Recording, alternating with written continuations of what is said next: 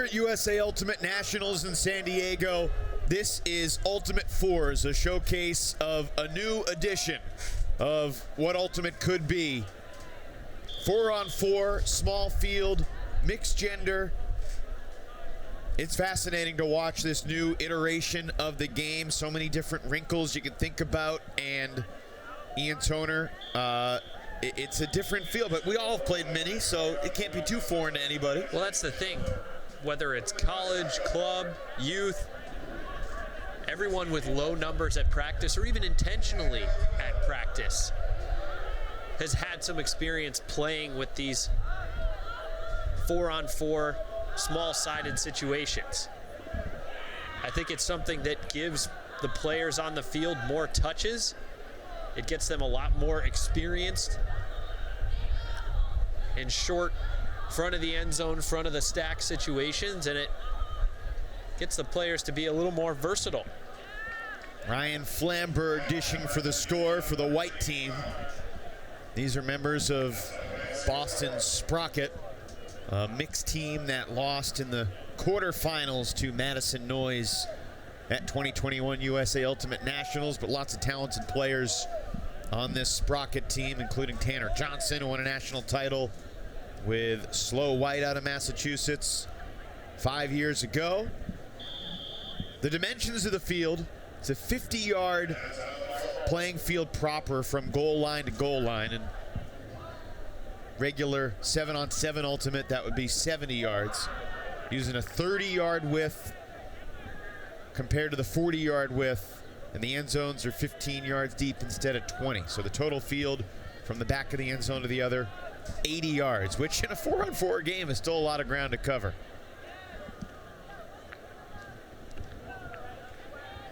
Two men, two women for each team. Hazel Ostrowski takes the deep shot and floating all the way to the end zone for the score. Tracked down by Ian Hansen, the 22-year-old from Toronto. Well, you can see how quickly a thrower in the backfield can become a viable deep threat, especially in this new format. Throws one dump, takes off, and he's all alone in the end zone. And the definition of who's a hucker and who isn't changes when the field is a little smaller. No question about it.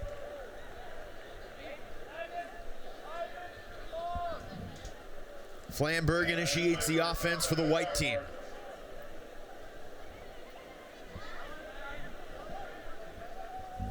Gene Huang, crossfield for Ivan Tran, and into the end zone for Ryan Flamberg.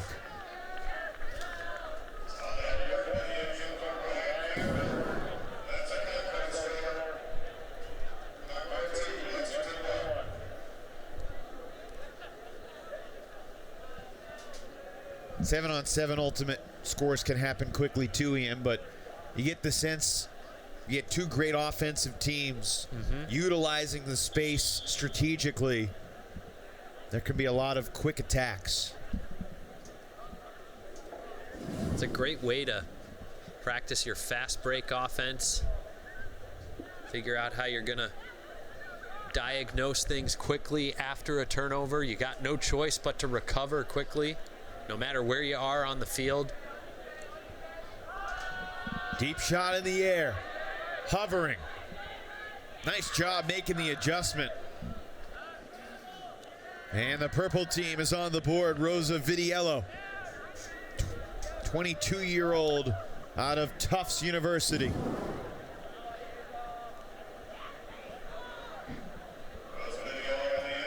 Just a better read there by Vidiello. That disc was hanging, maybe not the perfect in-stride huck.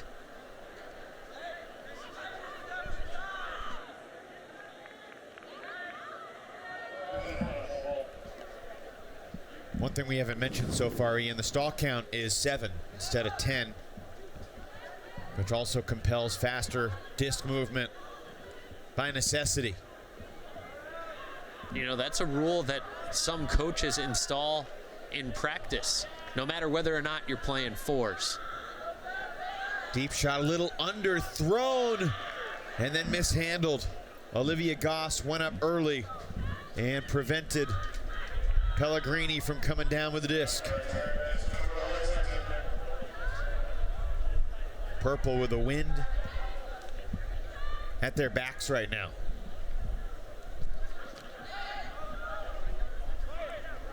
Excellent defense. And then Ivan Tran with an errant throw looking for Quarton in the end zone.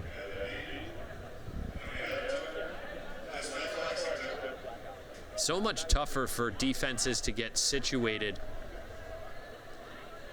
in this setting. It's a lot easier for break throws to get off.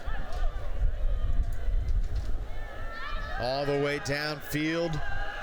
And Zachary Hahn DuPont excited to score.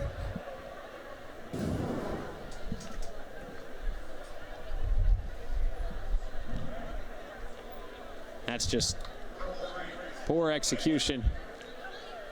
Receiver was open and purple team making him play.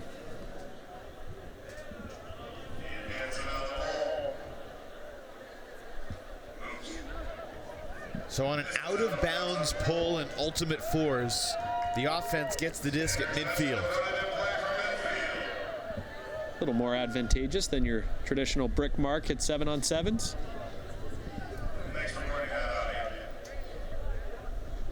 Tanner Johnson gets the dish up line. Ian, how's a guy like Tanner Johnson become more dangerous on a smaller field with his size and explosiveness as we see him burst up the line for the score?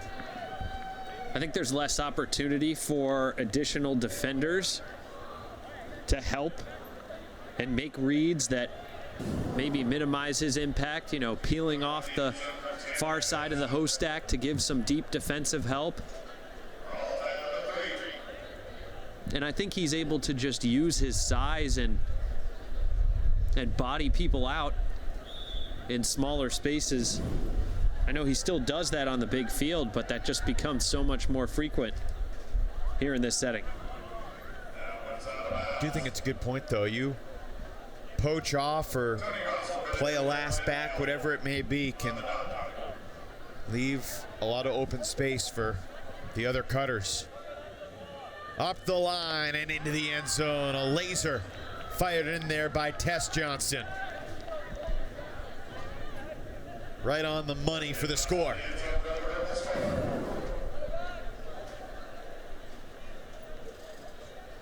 And as this iteration of Ultimate evolves, it'll be interesting to see what the most dominant form of offense is. Are we still going to be looking at horizontal stacks with two handlers back? Are we still going to be looking at a vertical stack with maybe one handler back and three folks in the middle?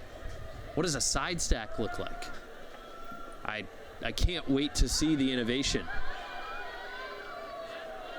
Defensive pressure from Hazel Ostrowski in the end zone helps to create the turnover. Is there some other strategic set that we haven't yet discovered?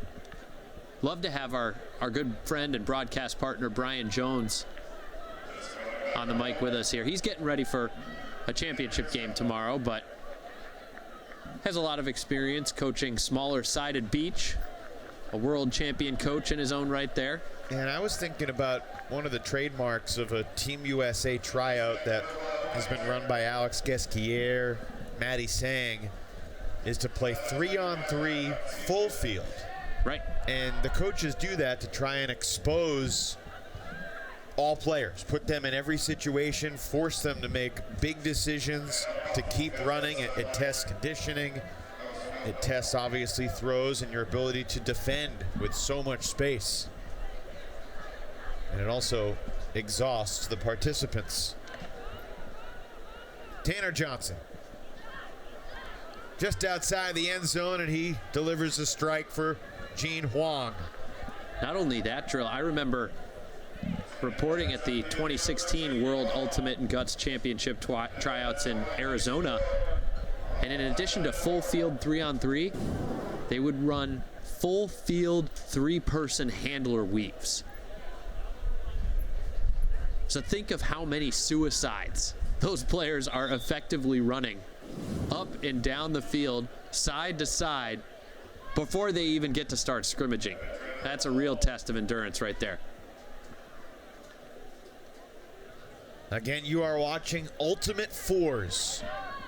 Smaller field, but Tess Johnson's shot could still have been caught, but it was too far ahead of the intended target, Ian Hansen.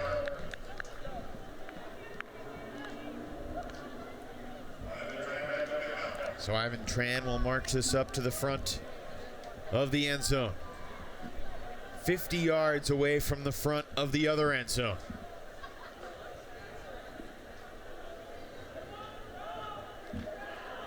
Flamberg feeds it up, and Pellegrini hanging it in the air. It's deflected, indeed, by Hansen. Big time block from the 22-year-old out of Middlebury.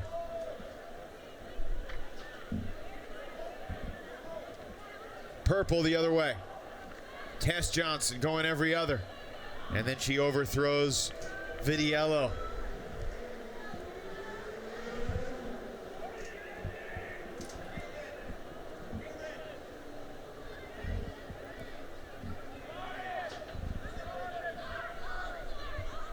Courtney floats it to space, and she threw her receiver open.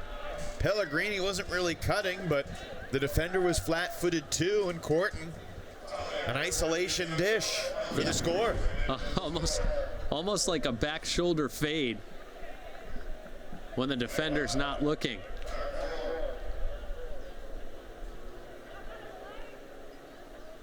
Saw her looking at the dump option, but cheekily aware of that downfield option the instant she turned back upfield. The other dynamic of Ultimate 4's, it will be a timed game.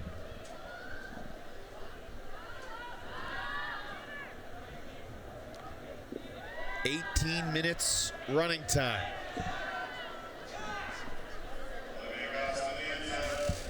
But we're not playing buzzer beaters, Ian. Finish the point when the clock strikes zeros if it's a one-goal game. Taking a look at the scoreboard here. 5-5. We got 3 minutes and 30 seconds left to go.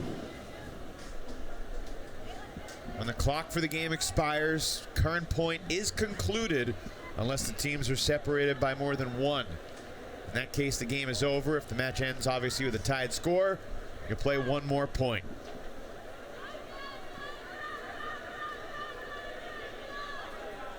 Here's Flamberg. Breaks the mark to get the reset. Courtney. Back to Flamberg. Courtney was threatening deep, comes back under, and going across the field. Certainly not as much traffic you have to deal with in a cross-field shot, Ian. And Flamberg free in the end zone. It's a nice buttery inside flick to get that disc off the line. And then Flamberg just continuing. We saw him be such a great contributor on AMP squads in years past that took home a national title. So that makes it 6-5 in favor of the white team. Blading pull. Fielded and centered to Tony Goss. 23-year-old, originally from Seattle.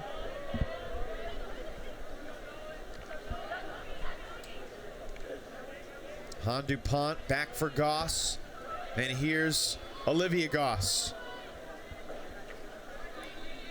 Tony to the doorstep of the end zone, but on the line is not in. Ostrowski crossfield for the tie. Oh, just out of the reach of Zachary Han DuPont.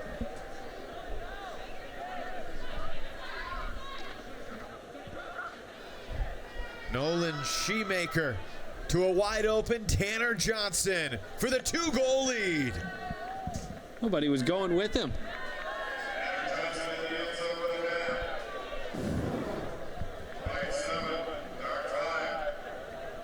Johnson can usually get open against any cutter.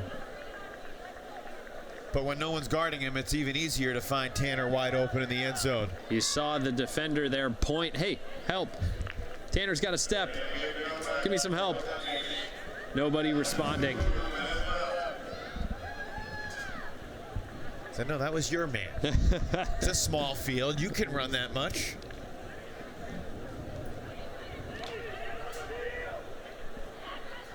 Coming parallel across, Michael Shriver. Purple now trailing by 2. Got 35 seconds left here. They need to score before time expires to make it a 1-goal game. Otherwise, the game is over. This is where the time really factors in. Up the line. They rule him in the end zone. It was close. They do call it a goal. Shriver is in. And the clock will tick down. Under 10 seconds. It's 7-6. So we will play this next point to its conclusion. If white scores, it's over. If purple scores, we'll get one more. Ultimate 4's on display. Deep shot for the win. Hauled in, and the white team prevails 8-6. What a grab by Nolan Shoemaker. And the 32-year-old takes the victory. Well, we commented on this earlier. You see how quickly a traditional handler or someone in that position becomes a threat. The dishy and the deep. That end zone is so much closer. Our final score, the white team takes it 8-6. Ultimate 4's coming to a multi-sport event near you.